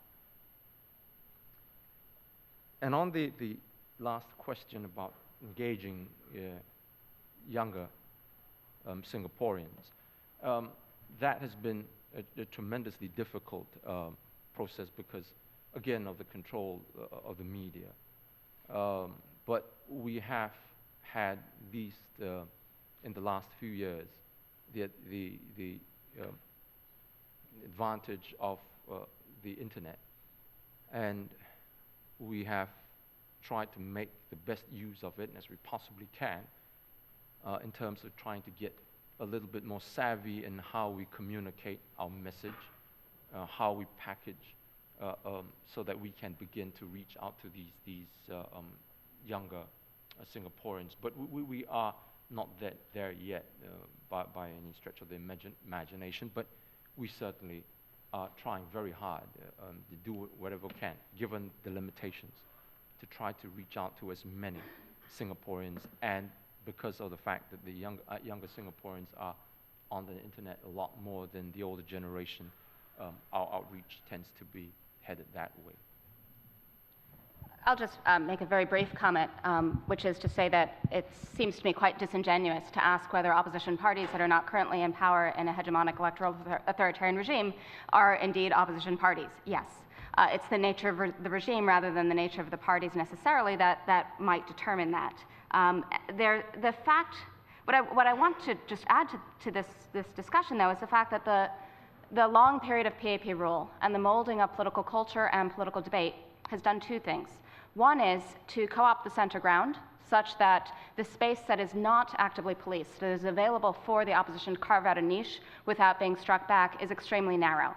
Those who would wish to exceed that boundary are often struck back, as these two can tell you. And we end up with this sense of PAP and not PAP, as though that's the only dimension that matters. And instead of seeing the differences among opposition parties such that we can have a much more nuanced and active debate, it's simply a question of what is in power or what is not. And so this is actually, I think, a real disadvantage of parties that are striving to break the hegemony of a party that's been in power for this long and with this effective mode of policing the space available. I would say, in perhaps defense of the Workers' Party, that the fact that they were able to convene such widely attended rallies, and for instance, hold a rally in the same space as the PAP and broadcast pictures of both online, where you could see that the Workers' Party drew the larger crowd, that at least helps give the sense that it is possible to support, openly support, go to a rally for and vote for a party other than the PAP. So that doesn't necessarily say anything to the specific platform of the party, but it does help to disrupt that narrative that it's not safe to vote for or show support for anyone else. And then lastly, in terms of personalities, the Lee dynasty, I think, is perhaps the most personalistic party in Singapore, so I don't think that that argument really holds as a point of disagreement. It might just be something about the costs and benefits of political engagement or getting your name out or something else. Okay, we have 3 more questions here. Hi, my name's Brian Garston. I'm a professor of political science here at Yale, and I've also been helping the Yale-NUS faculty as they design their curriculum. And about Singaporean politics, I'm here just to learn, and especially from Professor Weiss, but also from 2 people with real experience and whose stories we've, the personal courage of which we've admired. But it is hard to sit in the audience and hear the generalizations about Yale and Yale-NUS. So I just wanted to state, as someone that's very familiar with the faculty working on the project, and as someone who's been working on it myself, that intellectual freedom has been central and assumed in all of the conversations about the curriculum. And my question for you is whether you have concrete suggestions for us, because of course what we're doing is an experiment, and it depends upon having the adequate intellectual freedom to have a true liberal arts education. If that doesn't exist, we will withdraw. However, we have the hope that it might exist, and the question is, what can we do? What should we be on the lookout for? But what can we do to make that more likely? And that's a question on which you might be able to help us. So I wanted to ask that question, but also just state for the record, and as someone who now travels to Singapore and would never dream of adjusting what I say according to what people there might think, Just to state for the record that intellectual freedom, and not just a narrow academic freedom, but intellectual freedom, is a fundamental presupposition of the curriculum that we're building. But any advice on how to preserve it and protect it there would be much appreciated. Okay, we'll take one from this side. Hi, my name is Rainer Teo. I'm a junior here and a Singaporean. And I deeply appreciate Dr. Chee's and Mr. Jaratnam's presence here. It's a great honor to have you here when the opportunities to hear you in Singapore are so limited. And thank you also to Professor Weiss for your very nuanced and comprehensive portrait of Singapore's political landscape. My question relates to that landscape and only tangentially to Yale-NUS. So far, the PAP have completely determined the terms of success, the terms of the debate, the role of the government, the aspirations of Singaporeans. It seems to me that the only way for the opposition to succeed is to convincingly redefine those terms, what Singaporeans see as the proper role, the telos of the opposition. So do you see challenging those terms as possible at all? And if so, what are your parties doing, or what can your parties do to change or challenge those views? And tangentially, do you see Yale-NUS fitting into this challenge? Can it shatter? Can it challenge this center ground, this, the narrative that the PAP has sold to Singaporeans? Thank you. Okay, we'll take two more. Yeah. Hi, I'm Glenda Gilmore. I'm in the Department of History, and I want to thank Dr. Weiss for characterizing my colleague Professor Darden's remarks as disingenuous. That's gracious at best. And I want to ask him how he is sure that Yale does not profit from this, since the administration and the Singaporean government refuse, despite repeated questioning from the faculty, to make their agreement public. The day they make their agreement public, then we will know what the agreement is. Until they do that, we don't have any idea, and I'm surprised that Mr. Darden would go out on a limb and say there is no profit for Yale in it. Thank you.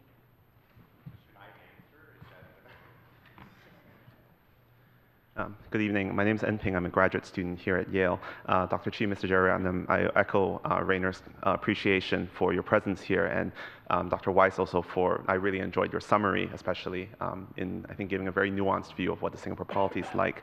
My question for the panelists, and I think especially for the opposition leaders, is one about the future of the Singapore polity. And as you both, I think Mr.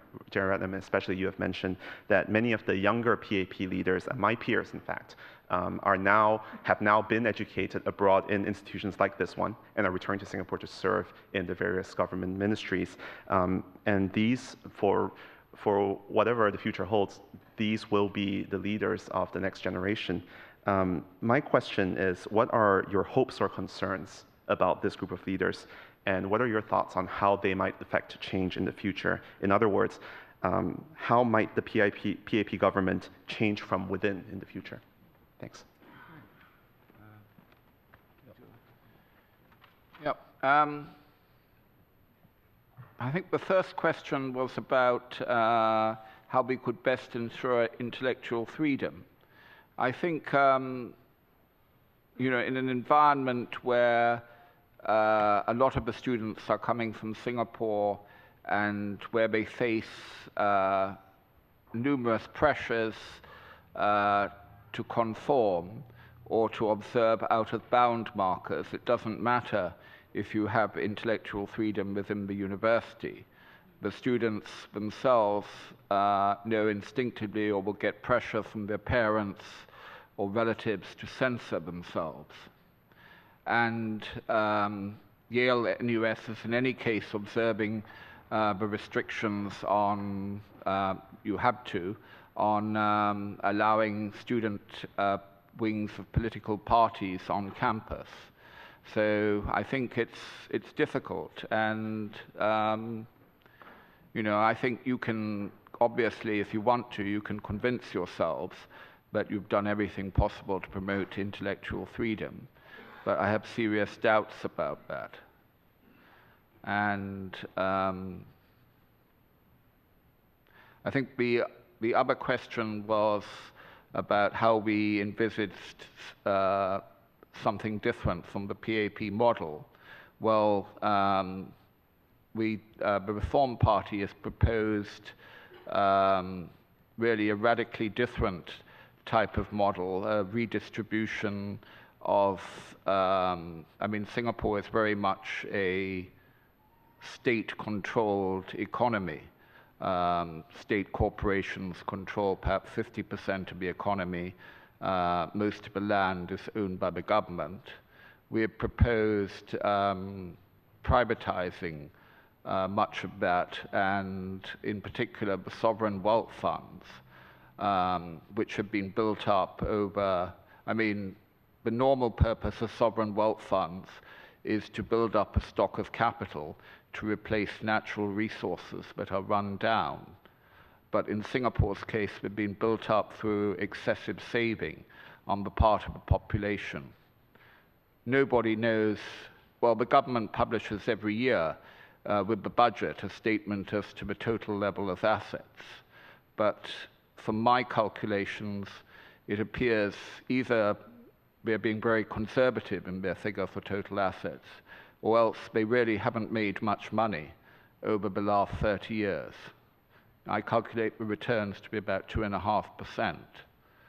So I think Singaporeans deserve a better deal, and I propose privatizing them and distributing shares in the sovereign wealth funds to Singaporeans.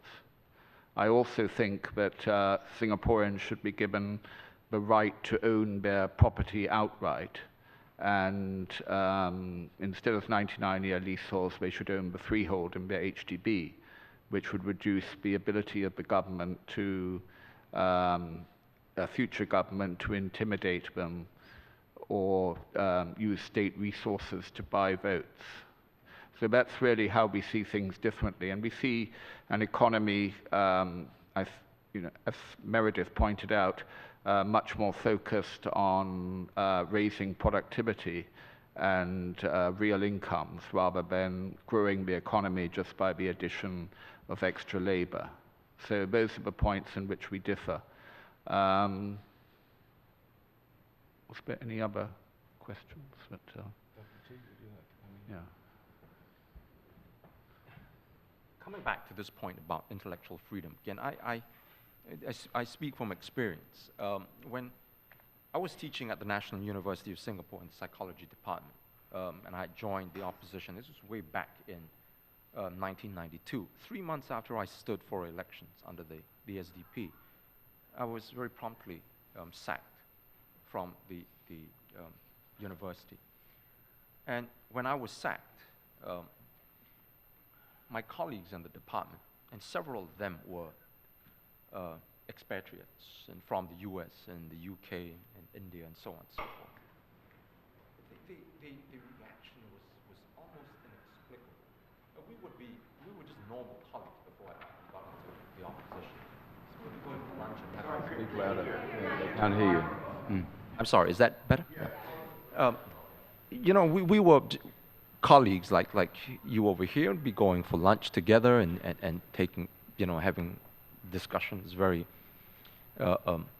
like any other place. And the minute that I was dismissed, I couldn't even get a hello out from them.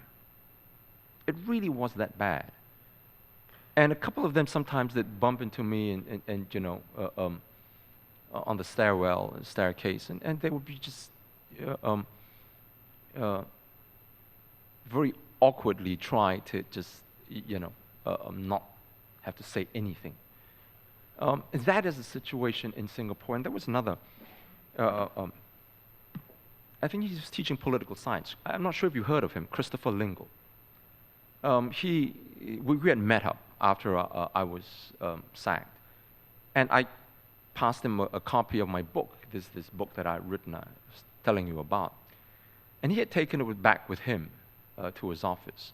A few days later, he had a visit from the police, and they came to his office and sat in front of him with the laptops to record a statement. And they saw his book, my book, lying on his table. And they repeatedly questioned him what he was doing with that book. Very soon after that, he was then charged for criminal defamation because of an article he had written and published in the now defunct, I think, International Herald Tribune. And he very quickly he went home, didn't even have time to pack his stuff. He just left. And he was tried and found guilty in absentia.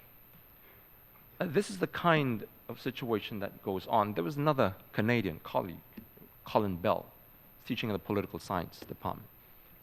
And he came across a student who was crying. And asked her why. Well, she was paid by the Internal Security Department, secret police in Singapore, for spying on him and to inform the ISD what he was teaching. It's that kind of behind-the-scenes situation that goes on that you probably have not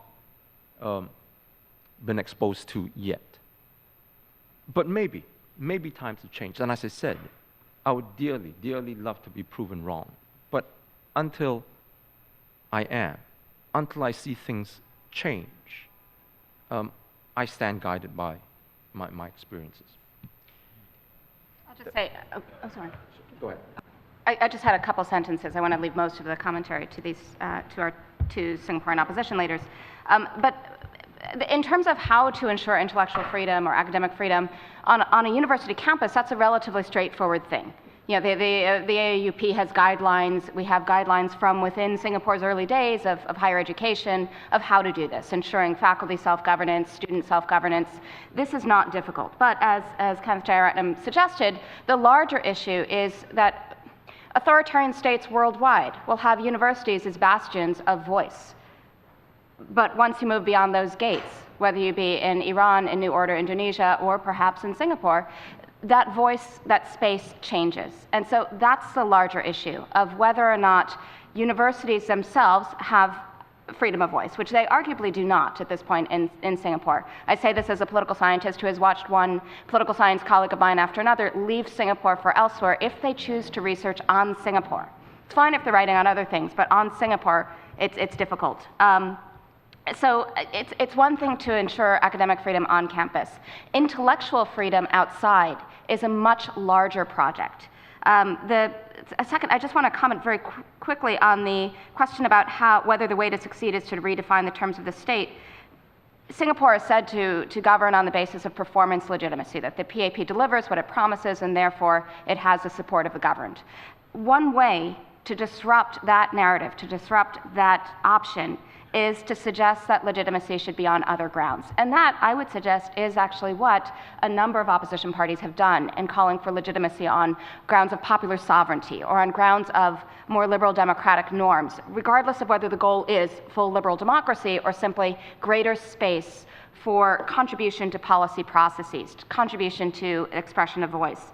The fact of developing and articulating policy options that are not channeled through PAP circuits is itself something that grants the potential for transformation over the longer term, regardless of the actual content of the specific policy alternatives. Okay, we have about 10 minutes and 5 questions or comments, so let's try to get them all in. We'll go from one side to another. I just wanted to respond to Professor Gilmore, whose knowledge of the U.S. South I greatly respect, but whose knowledge of my own intentions I think are off the mark a little bit. It's not disingenuous. My position is one of honesty and informed honesty about Yale-NUS because I'm part of it. With regard to profit, Yale is a non-profit corporation. This is the point that universities are not the same thing as companies. Its books are open. You will be able to look in the annual report how much money is coming from the endowment, how much money is coming from tuition. You can look at it yourself. It would be illegal for Yale to make a profit. So unless you're doing a broad interpretation of what it means to line pockets, Yale is not profiting from this endeavor. It can't legally. There's a distinction. Okay, over here. Good afternoon. My name is Alicia. I'm a freshman studying at Yale University, also from Singapore. Like some of the other Singaporeans mentioned, I'm very honored to be here, to be listening to the various opposition speakers.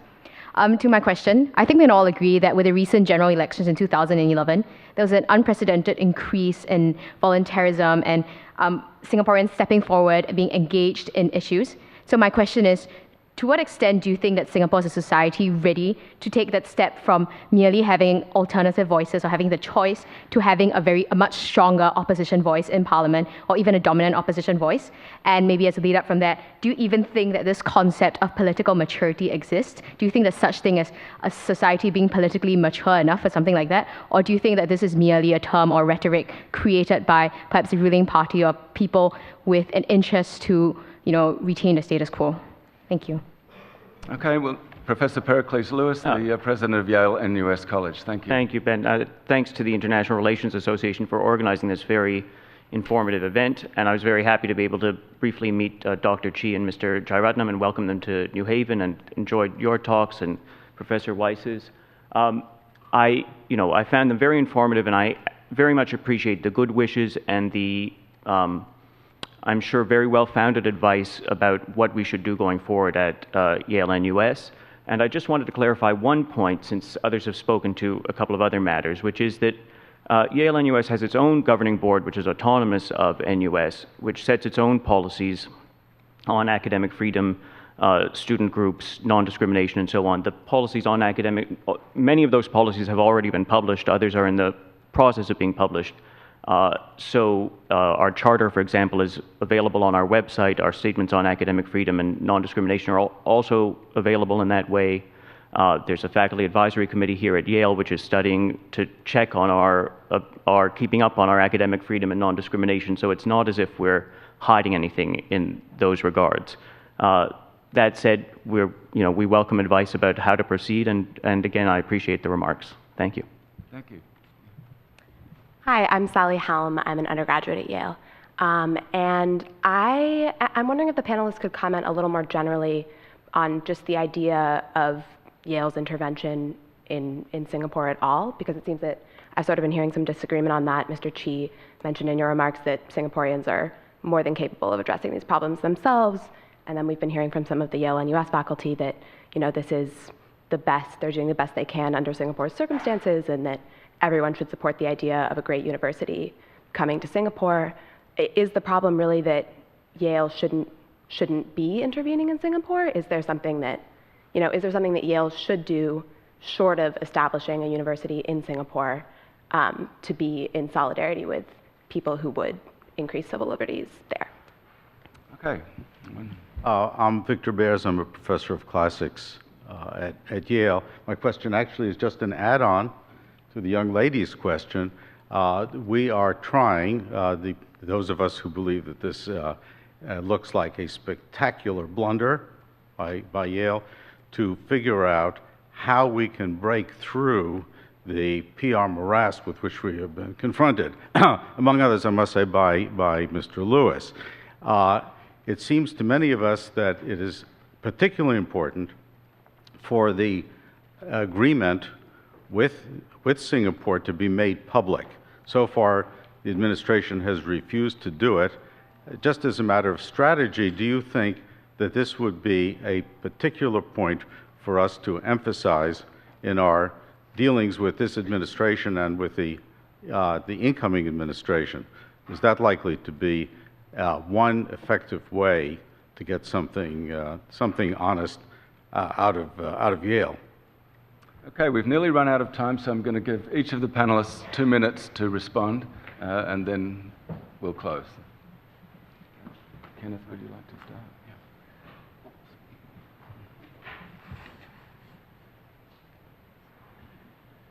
Yeah, I was going to address the question somebody asked about to what extent Singaporeans are ready to make the leap to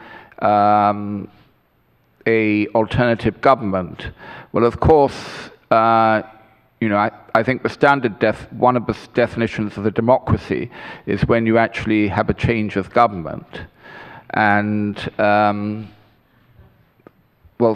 Singapore, we already have 40% of the population who are willing to vote for opposition parties, despite all the factors that I outlined, which make elections in Singapore almost fraudulent, which include the use of state resources to buy and intimidate voters, state control of the media, an elections commission which is not even the pretense of independence, but is under the control of the Prime Minister's office, and harassment of individuals and obstacles put in the way of the formation of political parties. So I would say that if we removed the climate of fear that is pervasive in Singapore, it's probable that the PAP wouldn't even be able to get 50% of the votes in Singapore. So I'd say the population generally is probably ready, if not at the, hopefully at the next election, we may see a significantly greater opposition presence in Parliament. But the GRC system itself, is very, the Elections Commission has so gerrymandered and redistributed the boundaries that it's very unlikely that we'd get a significant swing of seats until we get close to the 50% level. Sorry.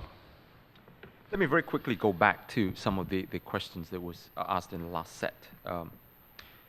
On the role of the opposition, I think what we need to do is to continue to define ourselves as a competent outfit. And by competent, I don't mean by PAP's propaganda that we need to have Yale graduates for all our candidates. I know of very many Singaporeans who would make tremendously good, caring members of parliament.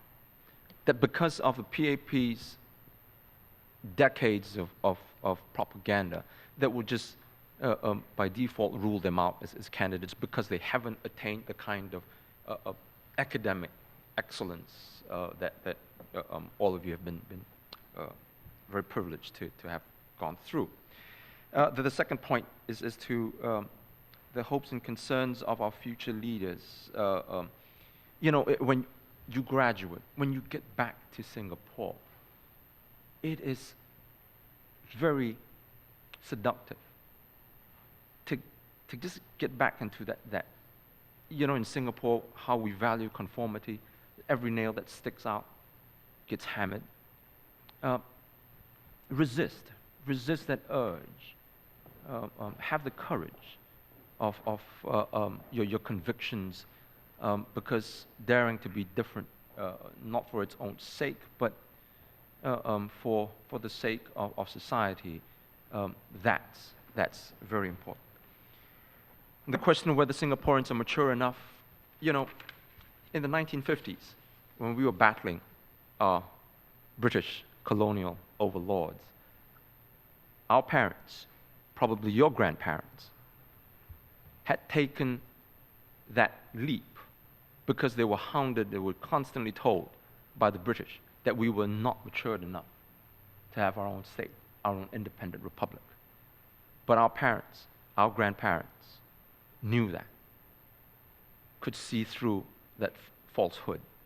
And if they could do it without the internet, the age of the internet, I'm sure we can too.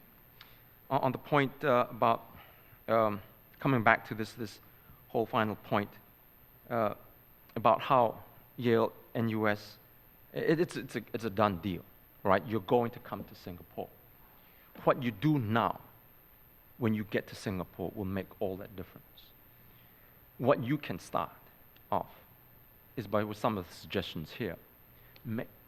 Make public, make transparent that entire process of Yale's communication with the Singapore government. That is going to be that very important factor on how Yale-NUS is going to proceed. We had welcomed, the SDP had welcomed cautiously, if you will, Yale-NUS entry into Yale's entry into Singapore. But when we heard that Yale would have to abide by Singapore law and left it very open open-ended, very murky. That is very worrying. And I hope that the more that we can nail down into what Yale can and cannot do in Singapore would benefit not just Singaporeans, but Yale itself. Thank you very much. Meredith, we're going to take you.